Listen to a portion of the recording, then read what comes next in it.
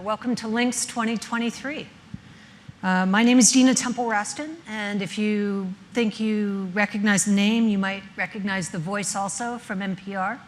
So if you're a little bit more comfortable closing your eyes whenever I talk, I understand it happens a lot. Now I'm the host and executive producer of a podcast called Click Here about cyber and intelligence. And we do a good dose of cryptocurrency coverage, which is why I was really excited to do this particular panel. Andy Greenberg, just to quickly introduce everyone, is a highly acclaimed senior writer for Wired. And I had previously reviewed his book, Sandworm, which was a couple of years ago, for the Washington Post. And I called it an immensely readable, hair-raising cautionary tale about the burgeoning post-Stuxnet world. So I liked it.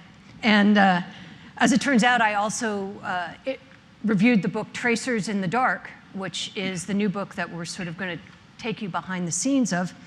And I called it an immensely readable, hair-raising, so I used all the same words, which I didn't know.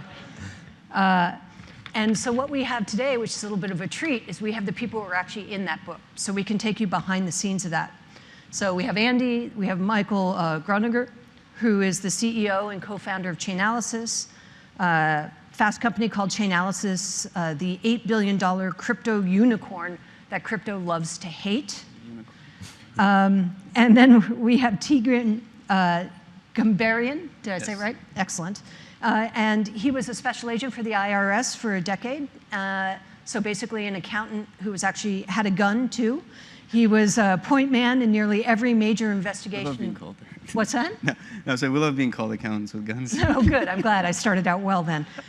So he's been the point man for nearly every major investigation involving Bitcoin or cryptocurrency. So please join me in welcoming them here today.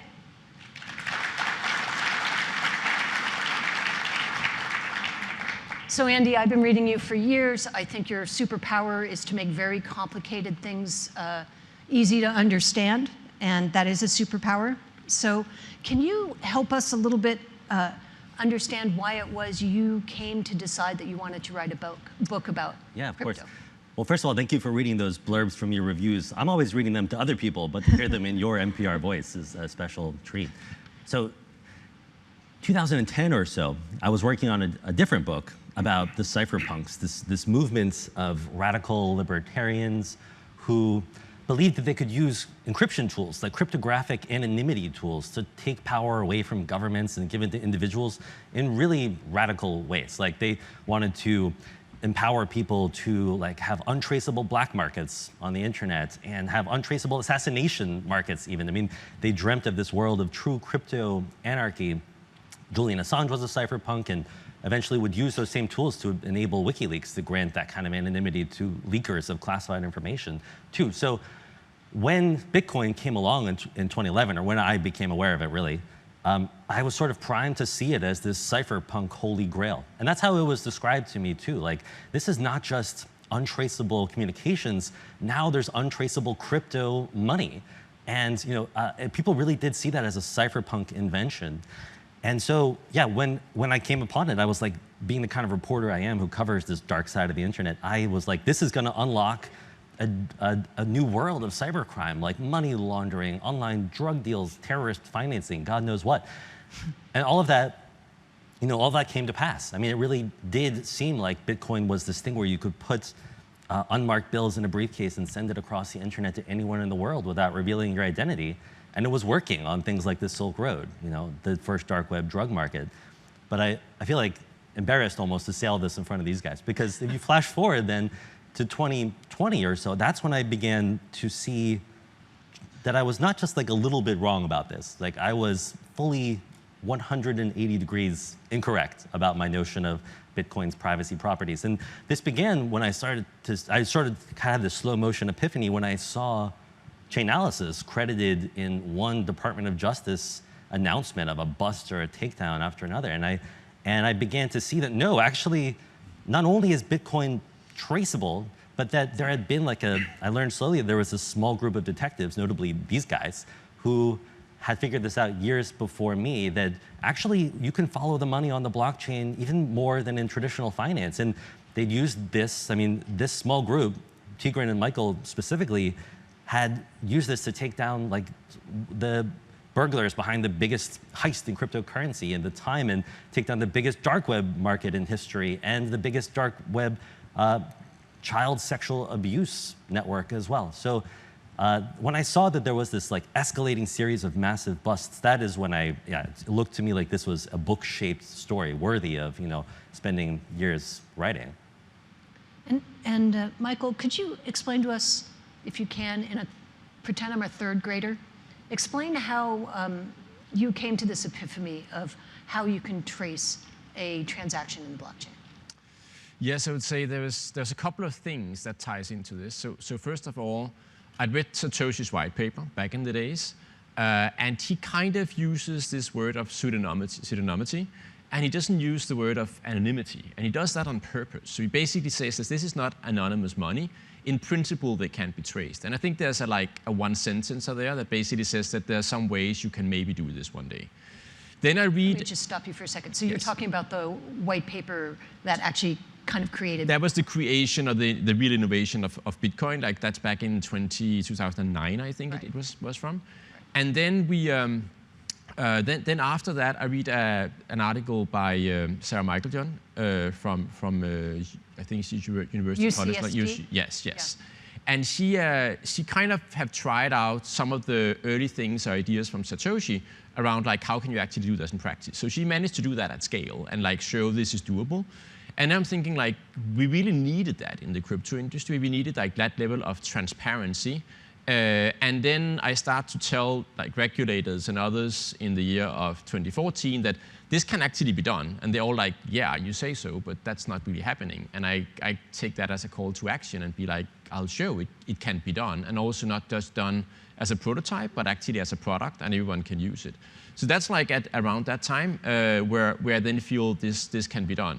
I implemented on a plane ride, actually, a first prototype of this and see that a week later when I had time to test it out and realize this actually works. And that was kind of the time where it happened. So let me back you up for just a second. So there's a paper at UCSD that Sarah Michaeljohn writes. And basically what she did is she bought lots of things to follow and track them on the internet. And then, sorry, on the blockchain. And then tell me about this plane ride. So you read her paper, and what do you do on the plane ride? So on the plane ride, there's like some core algorithms that you need to use to, I would say, take billions of transactions on a blockchain. There was not a billion back then, but it was like a high number. And then you can change that into a knowledge graph of like millions of wallets. And that's kind of the trick. And how do you do this first trick? And there's an easy way to do that in Bitcoin called co-spend, where you basically can follow the flow and suddenly you can build out wallets that interact with each other. I had a working database analytics tool around Bitcoin that I built back then, and I just enhanced that to include some of those algorithms, learn that you need to do a bit more than that, figure that out, and that's all happening on the plane ride. We're basically coding that and setting it up. So you're with your computer? I'm with my laptop on a flight from, I think it's from SFO to Copenhagen at that time, yeah. And Andy, you write about this in your book. When he explained this to you, was it sort of an epiphany to you that you thought, I thought this was anonymous and it's really clear it's not? Well, I did have that epiphany, but I would say that, I mean, as Michael credited, Sarah Michaeljohn was the one to put those first cracks in this myth of anonymity. She was the one who came up with this bag of tricks. I guess that what, so she was the one, for instance, who showed that you could create clusters of addresses. Michael doesn't like the word clusters. You call them wallets, but basically that one person or a service is responsible for thousands or millions sometimes of addresses, and then she was the one, as you said, who did the undercover transactions to start to label those clusters, almost like a narcotics cop doing a buy and bust. And I have to say, when I was writing about the Silk Road, I interviewed the Dread Pirate Roberts, this mysterious creator of the Silk Road, and as a sidebar to that magazine piece I wrote for Forbes, I bought marijuana from the Silk Road. I feel weird saying There's this. There's a collective gasp on this that page. went through the room. You're not a federal agent anymore. So it's fine to say this stuff. As long as you paid taxes statute on of limitations. It's fine. Yeah.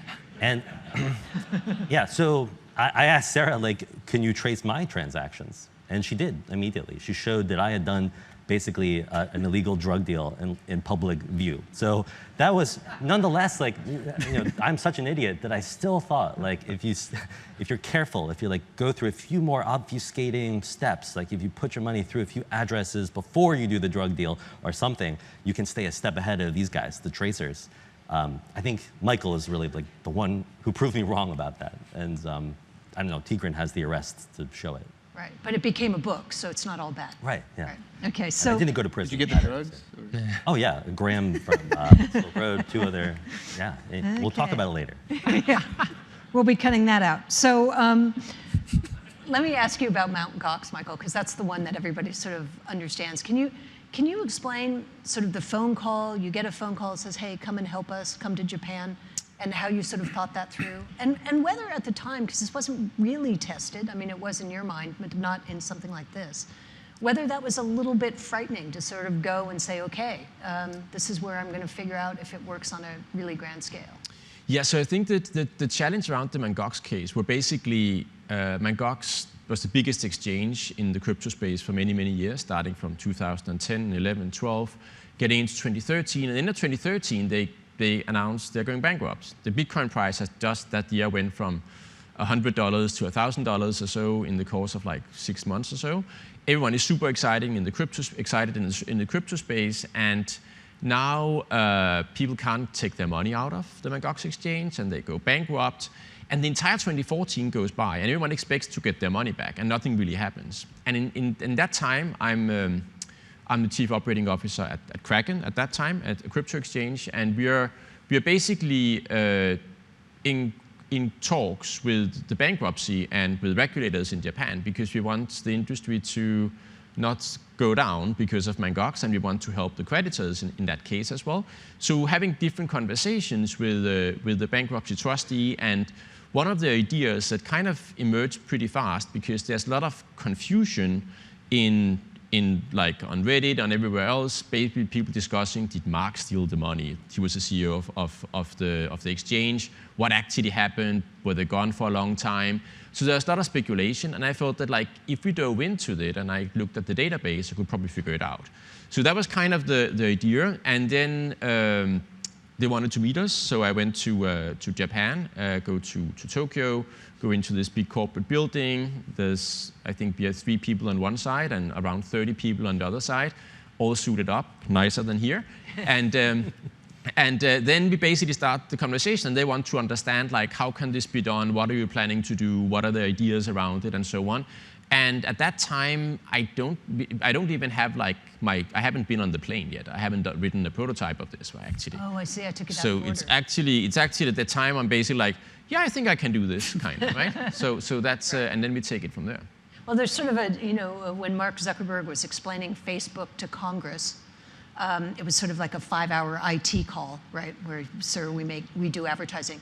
Was it like that? Were you before 30 lawyers in Tokyo sort of explaining the very basics of Bitcoin, or did they get it? So they got some of the basic things around Bitcoin, I would say that, but I would say the real challenge in their case, and where the pivot for them was like over 2014, was in a normal bankruptcy, there's no criminal element. It's just like money got lost because of like bad business behavior. That's what happens like every day. But in this one, and that means that like the bankruptcy trustee work very closely with the leadership of that company and just feel that everything is good and dandy. But in that situation, they're in this mode of like, what should we actually trust here? Because a lot of people on Reddit says that there's a problem with the management, and now these people come to us and tell us that maybe there is, and they want to help investigate it. So they want to build some trust with us and figure out, is it right? And there's a million questions. One of them being like, well, we have these like 100, 200,000 Bitcoin that were actually left on the exchange, and we need to sell some. What do we do? Like, how do we even sell them? And we say, like, don't sell it all at once, right? Because then the price goes down. And that was part they didn't know, and they actually made some of those mistakes later, where they did sell a lot of Bitcoin at the same time. So just teaching them about what you actually did in the crypto space was part of that conversation. So you get access to the Mt. Gox database, and you see there are some transactions on column A. I'm going to make this really easy for people, or for me. And then they're not corresponding transactions in column B. And then you look at the blockchain, and then you can work back from that to figure out what's missing, right? Yes, it's kind of when everyone says what is Bitcoin and what is crypto, and it's like that's one ledger where everything is. That's like the source of truth. And this is a situation where it really is the source of truth, right? So basically I can take a wallet that's described in a database, and the database tells me all the transactions that wallet have done that's initiated by someone on Mt. Gox. And then I look at those and I can see that that sums up to a certain amount. And then I can take and look at the blockchain, and I can cluster the wallet together and say, what did that wallet actually do? And it turns out that it actually sent another 600,000 to 800,000 Bitcoins more than the wallet in the database. But it's the same wallet and it's on the blockchain. So it meant that like apparently someone had had access to that wallet in another way than through the database. So it had been breached. And that was a time where that became crystal clear. Right. And Tigran, how do you sort of fit in with this? So this is around the time when I was working the BTC investigation. Can you explain what BTC is? BTC was it was an exchange that was based in Russia, right? So which we found out to be. Back then, nobody knew who ran it. BTC was kind of this unknown exchange. People made assumptions about it. People said it was based in Europe. Some people said it was based in Asia. It was nobody knew who the owner was. It was kind of people thought it was some guy called Alex and Alexander. Vladimir. Yeah. Vladimir, yeah, exactly. But it was a fairly large exchange, and I think at the time as I was investigating it, you know. And you're with the IRS at this when I was at the special agent with the IRS, you know, we were continuously talking. I mean, I kind of make fun of Michael, telling him that I need some shares in Chainalysis because I was probably their best salesman at the time, earlier in the days. But no, but really, I mean, we were working quite well together, and it was we were involved in quite a few cases. It wasn't just BTC. We're still kind of working remnants of the Silk Road corruption investigation. There were other things that we were working on at the time. Alphabet, kind of. It was all weird time where everything was kind of happening at the same time, and it was all just once we figured out that cryptocurrency was traceable, it kind of opened up a whole new world. Right. And like I said, it wasn't something that was anything special, right? Like there's nothing special about like me or any of the work that I did. It was just we were there first, and it was just the realization that this is actually doable. And Silk Road became kind of the proof of concept, and then from there, all these investigations just kind of came out as we saw like you can do this. So with BTC, it was one of the investigations. It was an exchange that had links to other investigations we're looking at. And at the time, we realized, hey, there's something else there. As I was going through the records that we're getting back from some of these, knowing that I think there's a link between BTC and the Mt. Gox, and that's kind of when we started working with Michael and kind of delving more into the Mt. Gox angle. So you're sitting at home, and Michael's writing code. I assume you're not writing code. So you're sitting at home and doing what? I was doing accounting with a gun. Okay. No, I mean, at what point? Well, so the gun's on the table, and you're looking at your computer screen, and you're trying to figure out patterns. And Michael is doing it in a sort of coding way. How are you doing? So I didn't even know about Michael yet when I started looking at cryptocurrency. When I started working at it, this case came up, and everybody's like, "Oh yeah, Bitcoin's traceable. We can totally do this." I'm like, and then I was like, "Has anybody actually done this?" Like, no, but it's all there. And so I had to actually go there, and I'm like, there's something wrong with me? Am I not getting this? Like, I don't think this has been done. And every single time where this was kind of brought up, there's no actual evidence of somebody using or tracing cryptocurrency to identify specific illicit transactions and specific uses of illicit transactions. And yeah, I mean, that was kind of the genesis of it. And eventually, once I met Michael, I had already done the cryptocurrency tracing and verified some transactions through some of the databases that we had, specifically kind of the Silk Road database. So you had actually, and you write about this in the book, Andy, it's a great story about, you had actually found specific people who were taking Bitcoins and putting them into a wallet. And they ended up being specific people kind of in your line of business, not the accounting part, but the government agency part. Yes. Can you explain that story just quickly? The Silk Road story? I think that's, I mean, I'm assuming people in the audience already heard about it, but the investigation was the Carl Force and Sean Bridges, the DEA and Secret Service agents that were working on the original Silk Road investigations out of Baltimore, and then through the course of their investigation, they had stolen tens of thousands of Bitcoin, and also caused a couple of murders for hire to be placed on some Silk Road employees. It was, I mean, it's part of the, I guess, the main Silk Road story, not the takedown part of it, but it's just the whole story. But to me, and I was kind of talking about it, that story to me has been told numerous times, and it's just, you know, it's kind of being a dead horse at this point. But the point of it is that, to me, that was kind of the origin point for, in a proof of concept for companies like Chainalysis, and that's why, you know, I don't want to take credit for this, but I mean that was kind of what showed that it can be done in the court, you know, in the court of law, that you can use blockchain evidence to support criminal charges, right? And I think that's what it was important, is that, you know, prosecutors and are very hesitant to do anything new that hasn't been tried. And I had the opportunity and the pleasure in working with prosecutors that were crazy enough to do that. So we kind of set a precedent for everybody else to kind of replicate and continue to do so. I mean, right now, I mean, it pales in comparison to what's being done today, right? I'm not with the government, but I work in a compliance at Binance, and I see the work that's being done by all these, you know, agencies around the world, and it's amazing, and it's still being used to this day. So to me, it was just it was the origin point for all this and for how these investigations are being worked. Again, it was, in retrospect, it was a very simple case. When you use Chainalysis now, you can just go in and it's 2 easy. minutes. Yeah. Super easy. Yeah. But what I'm trying to explain here is sort of the evolution of things, right? So Right. we start out with Right. Sarah Mickeljohn at UCSD, who's like buying simple things like a Boston CD, Oh. or, you know, Marijuana.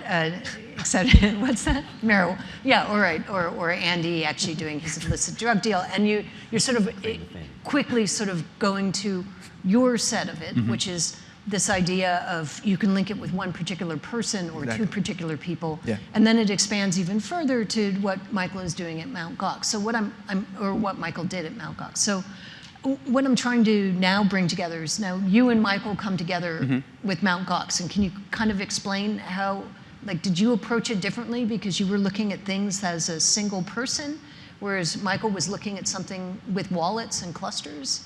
Or did you guys come in and be able to put both your lenses on this in a way that strengthened it? I think I was looking at a completely different investigation, right? And then we kind of met in the middle, right? I think so. Yeah. So it was, Yeah. he was working the Mt. Gox angle of it, and I was working kind of the BTC angle of it, and it just the cross point became evident. Like, wait, did somebody just create an exchange to launder all the money they stole from Mt. Gox? And I think that it's essentially what happened. Is that, I mean, if I had stolen 800,000 Bitcoin, I'd probably create an exchange to launder it. It's more efficient. Yeah. Yeah. Save on some fees. You know? So Seed capital. now you guys figure out how to trace blockchain. So I'm wondering now, as we sort of kick this forward, how are we seeing criminals evolve in response to this? Yeah. And what have their counter moves been? And how are you preparing for that? And I'd like to talk, actually, Andy, I'd like you to be involved with this too. Are you seeing things that are different? What do the three of you see? Oh, there's absolutely been an evolution of the game. I mean, there's been an evolution on the cat side and the mouse side of this game. I mean, the cat side is like in this room. I mean, Chainalysis is part of a huge industry. Chainalysis is itself a huge company. There is like competition for the smartest minds to find new ways of tracing cryptocurrency. I mean, that is not something that I would have imagined a decade ago. But yeah, the mice are responding, and they are adopting more and more privacy technologies, like Monero, which is like a newer coin that kind of tangles up everybody's transactions on the blockchain and integrates like mixing and obfuscation in every transaction, and Zcash, which uses this newfangled technology called zero-knowledge proofs to essentially encrypt the entire blockchain. So there is, like, in theory, no foothold or fingerprint of any kind for a Chainalysis or a Tigran, for that matter, to exploit. So I don't know. I've seen, I don't know, it feels weird to say this on stage. I've seen a leaked Chainalysis document that suggests that Chainalysis is not unable to trace Monero in a lot of cases. I don't know about Zcash. Zcash seems to me, and I feel foolish saying this because I once thought this about Bitcoin too. Right, I was just going to say, this sounds familiar. Zcash looks like it's truly untraceable. Right. So I don't know. I'm looking at Michael as I say Michael, this. do you want to give us an idea? I'm putting on my poker face. No, I'm saying basically, I think one of the main premises, as you described early on, was basically, is crypto here to help the cyberpunk movement, right? That's really what made it the core value proposition, the strive towards true anonymity in this world. And I've always been of the opinion that that's actually not the case. The case were that it's here to create financial freedom. It's basically here because value wants to go to the blockchain because it's more optimal to be there. And I think that's the reason why we have the growth in the crypto space. And then I got the same question, but will the mice not run faster, be better over time, and can you follow that trend, and what's going to be the next thing? And I got that from investors, for everyone. And I always met that with one answer and say, try to look at numbers. If Zcash and Monero is going to be the biggest cryptocurrencies of 2023, yes, then I was wrong. And then I probably will never be able to do this. But the fact is that that's not what people do. They buy Ethereum in big amounts. They go into Solana. They use Bitcoin still. They use a lot of other things. And they're not the main priority of those cryptocurrencies is definitely not anonymity, and hardly privacy for some of them, actually. And that means that it's in the volume of, I would say, legitimate cryptocurrency or easy to trace cryptocurrency is huge today. And Monero and Zcash has stayed a pretty niche problem. And in the world of anonymity and understanding different things there, if the anonymity set is small, it takes very few mistakes to actually be able to identify someone. Right. If the anonymity set is huge, millions and billions of people, yes, then it becomes way harder and it's much more costly to do. Right. So it's so small now that actually looking to see who is who makes it much easier. Who is it's relatively small, right? And it's also take for example, Tornado Cash. People think oh, it's a huge problem, yeah, but the number of user accounts were counted in thousands. It was small. It was really a small service. So it also means that yes, and Tornado Cash it's a mixing service, making it harder for people to trace. It got sanctioned last year. But you would say, is that a big problem? Yeah, maybe not so big because the number of people using it was actually relatively small. What are you seeing, Tigran? So, I don't think Satoshi. I mean, when did Bitcoin go live? It was 2 months after Lehman Brothers collapsed, right?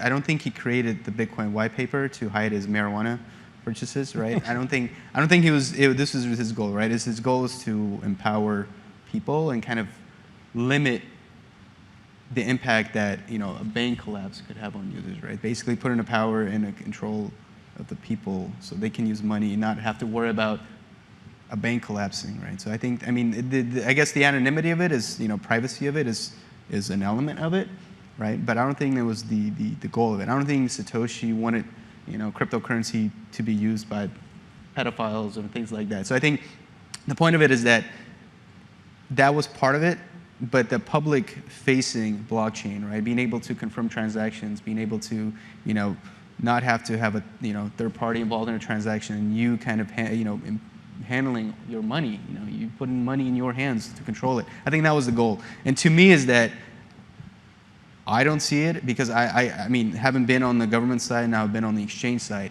and having worked with banks and having known how banks and control their exposure, I have the ability using tools like Chainalysis to know exactly kind of the funds, right? I can go in, right? Let's say a customer comes up on transaction monitoring. I know exactly why, right? A bank has to make assumptions. I can actually go in and using tools like Chainalysis and confirm for sure this money came from a dark net marketplace, whereas a bank is only going to make assumptions. So to me, blockchain is kind of the best of the both worlds. It empowers people, but at the same time, it allows exchanges and law enforcement to actually play a big role in it and be able to identify these transactions. So yeah, no, it's. Yeah. So what I'm hoping is that our last half-hour conversation gave you a little taste of what's in Andy's book, Tracers in the Dark, and I hope you'll read it and learn more about this, and I hope we whetted your appetite. Thank you very much for being here this morning. Thank you.